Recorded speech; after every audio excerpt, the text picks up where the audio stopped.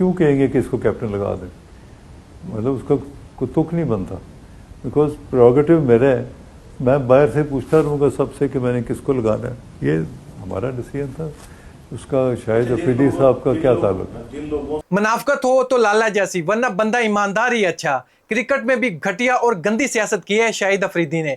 ये मेरे लफ्ज नहीं है, ये किसी यूट्यूबर के लफ्ज नहीं है। जो इसके साथ खेलता था एक्स क्रिकेटर सईद अजमल के लफ्ज है। उसका कहना है कि सबसे गंदी और घटिया सियासत अगर किसी भी प्लेयर ने पाकिस्तान टीम में की है वो सिर्फ और सिर्फ शाहिद अफरीदी है। शाहिद अफरीदी हर मीडिया चैनल पर यह बैठकर कह रहा था, हर इंटरव्यू में यह कह रहा था कि मैं सिर्फ कैप्टनसी के हक में था, रिजवान के हक में, लेकिन मैंने कभी भी नहीं कहा कि शहनशाह अफरीदी कैप्टन बने। लेकिन इसने कोई ऐसा हरबा छोड़ा नहीं कि शहनशाह अफरीदी को कैप्टन ना बनाया जाए। इसने पूरी ऐसी गेम चलाई बैकडोर पर कि सिर्फ शहनशाह अफरीदी को कैप्टन लगाया जाए और बाबर आजम को कैप्टनसी से हटाया जाए।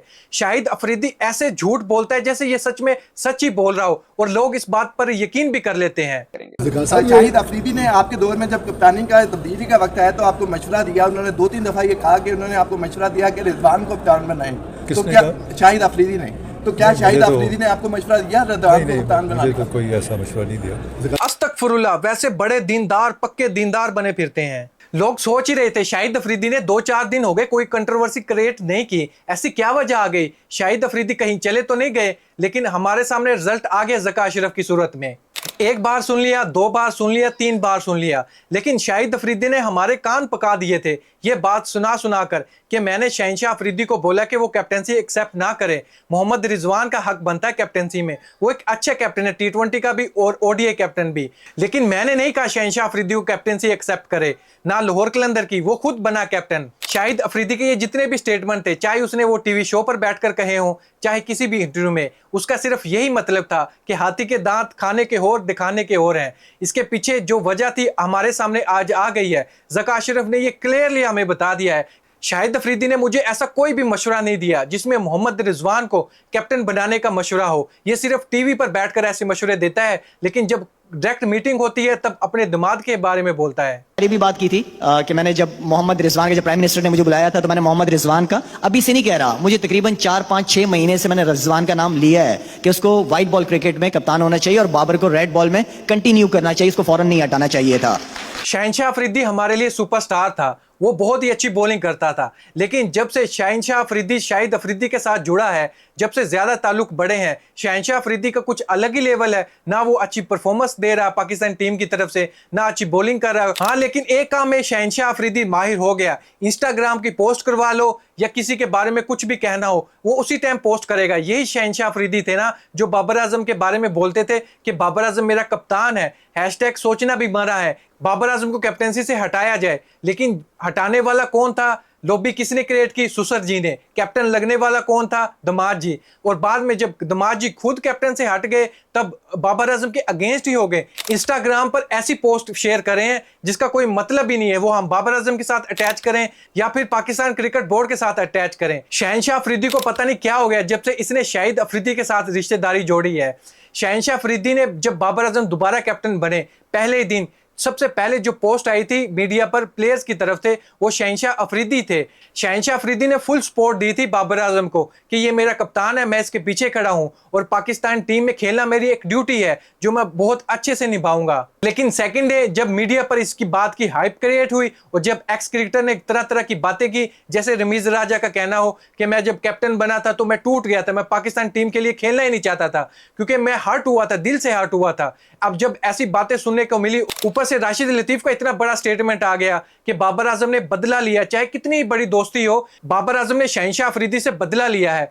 तब ये स्टेटमेंट सुनते ही, इन दोनों स्टेटमेंट के बाद शहनशाह अफरीदी की वो स्टोरी आई थी इंस्टाग्राम पे जो बहुत वायरल हुई थी, जिसमें इसके पता नहीं कौन से जज्बात उठ गए थे, जो ये चाहता था कि मेरे सबक का इम्तिहान ना लिया जाए। और फिर थर्ड डे एक और पोस्ट आती है जिसमें बाबर आजम, मोहम्मद रिजवान और शहनशाह अफरीदी बहुत हंसी खुशी से जैसे जिंदगी गुजार रहे हैं ऐसा शो करवा रहा था। फिर लोग सही कहते हैं ना, शहनशाह अफरीदी एक अच्छा बॉलर था, एक अच्छा प्लेयर था, लेकिन शाहिद अफरीदी ने उसको खराब किया है। अब ऐसी हरकतें करने पर आ गया है, वही गंदी सियासत शहनशाह अफरीदी भी करने लग गया।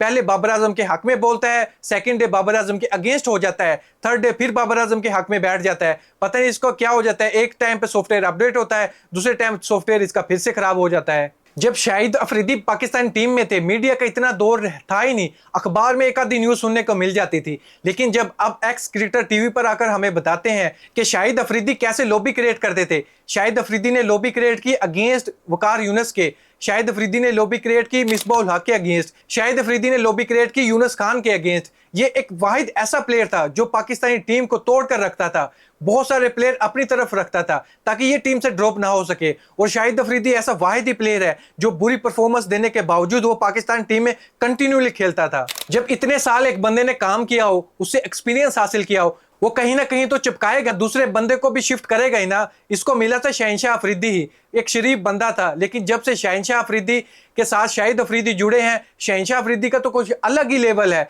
मीडिया पर कुछ और, जब बाबर आजम के साथ होते हैं तो कुछ और, जब इसके इंटरव्यू सुनो तो कुछ और। अल्लाह ही बचाए ऐसी घटिया सियासत से जो पाकिस्तान टीम में मौजूद है। मोहसिन नकवी ने कहा तो स्ट्रेट फॉरवर्ड कहना था, अगर लोबी दोबारा से मुझे नजर आई पाकिस्तान टीम में, वो कम से कम पाकिस्तान टीम में नहीं खेल सकता मेरे होते हुए। हाँ, बाद में उसका चांस हो गया तो वो अलग बात है, लेकिन मैं उसको उसी टाइम पाकिस्तान टीम से निकाल दूंगा। मीडिया पर शाहिद अफरीदी ऐसे शो करवाता है वो एक बहुत मुहिब्बा वतन है, पाकिस्तान टीम के लिए, पाकिस्तान के लिए वो कुछ भी कर सकता है। लेकिन क्या वो कर रहा है आप लोगों के सामने ही है, कैसे लॉबी क्रिएट करता है। अब आप ही बताओ, क्या ज़का अशरफ यहाँ पर सच बोल रहे हैं या फिर शाहिद अफरीदी, जो सरेआम टीवी पर बैठकर, कितने ही आप लोगों ने इंटरव्यू सुने होंगे, अफरीदी बोलते हैं मोहम्मद रिजवान को कैप्टन बनाया जाए। जब ये बात ज़का अशरफ से पूछी गई तो ज़का अशरफ ने तो साफ ही इनकार कर दिया। इस पर कौन गलत है कौन सही, आप इस बारे में क्या सोचते हैं कमेंट बॉक्स में जरूर बताइएगा। Thank you.